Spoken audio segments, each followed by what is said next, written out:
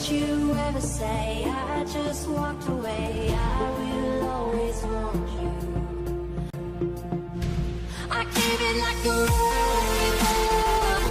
frequency lock, and what we're going to show you is that as we vary frequencies, the LED lights up to different degrees. So starting at 20 hertz, the LED does not light up, and as we scroll through, it's still 250 hertz, it's not lighting up. 1000 hertz is the center frequency at which we're trying to hit.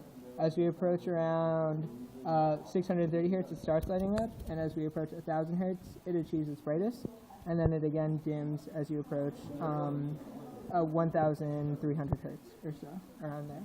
The purpose of the integrator is that the LED takes a period of time to light up, and our integrator, which has two 10 mega ohm resistors in series and a 1 microfarad capacitor, should take approximately 10 seconds to charge.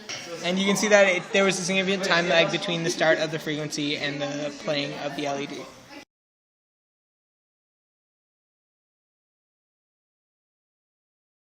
Lock your doors. Notebooks. Laptop. Lock your card away. Hey, baby. So we've just shown you all the applications of this amazing frequency lock, and it's actually quite simple to build. This is our circuit diagram. The first part of our circuit is the bandpass filter. The input to this filter is V input, which is from the audio cable connected to the laptop that is playing a certain frequency selected on the laptop. From this AUX cable, also hooked up to ground, we get a signal that's just kind of a sine wave at whatever frequency we've set. First, it goes through a low-pass filter, which is a resistor and a capacitor connected in parallel with the capacitor being grounded. Then there's a buffering op-amp to make sure that the next part doesn't load the low-pass filter. And then we have a high-pass filter, which is a capacitor in series and a resistor in parallel. A bandpass filter is in our frequency lock because it serves a very important purpose. A bandpass filter allows only a very narrow band of frequencies through the filter, killing the rest of the frequencies. And this means that we input a certain range of frequencies that will unlock our lock. And we can narrow the bandpass filter to allow only very specific frequencies through, which is something that we tried to do in this circuit. The next part of the circuit is something that was not covered in ModCon, and this is called a rectifier.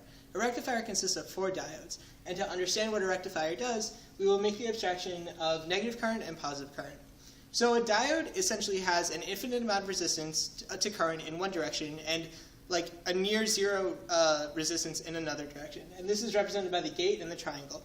So what we see is that we see positive current flows down this branch, is stopped by the gate here, and flows into the next part of our circuit. We can do the same abstraction using negative current. And negative current will flow down this branch. It will go through the gate because it's the opposite direction of current, and then down through the resistor into ground. Now because of this, because negative current is an abstraction, we flip all of the arrows. And what we find is positive current comes from ground, which serves as an infinite source or sink of voltage and current, up through the rectifier, out this output. And the rectifier that we use specifically in our frequency circuit actually has 2 outputs. One, both are DC voltage that we produce. We power the rest of the circuit using only one, and we put a resistor to ground for the other output. The output from the rectifier actually flows into a non-inverting amplifier, which amplifies the original voltage signal. We control the amplification based on the ratio of the resistors in the potentiometer. So we adjust the potentiometer to affect the output of the non-inverting amplifier. Because an LED isn't well powered by AC voltage that alternates between positive and negative, which is what the signal coming from the filter was, we use the rectifier to extract only the DC parts of the voltage, namely to get a wave that only had 0 or positive elements.